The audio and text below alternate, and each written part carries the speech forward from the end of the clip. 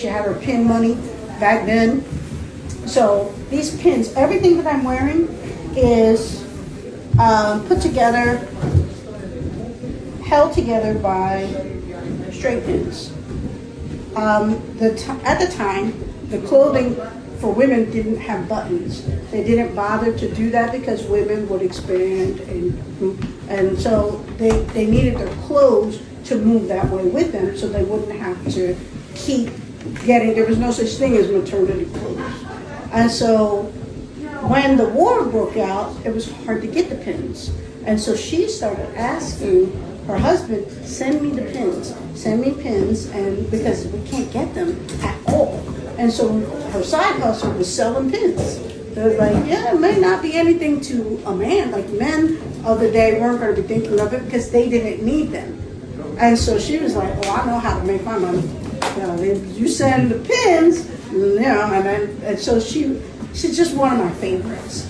So if you ever want to know the real history, read the letters. Don't read the history books. History books are good here and there, but read the letters that they write to each other and you will know exactly how they feel. And is there a book of all of their letters? There are. There are lots of, but I again, I like to read. I go to the Library of Congress and read the actual letter, and then go read the book on what somebody thinks the letter means. But I'm also just very stubborn. I don't want anybody telling me nothing. I want to read it. I don't even want to watch the movie trailer. Don't ruin it for me. I want to just experience it and then make my own mind up.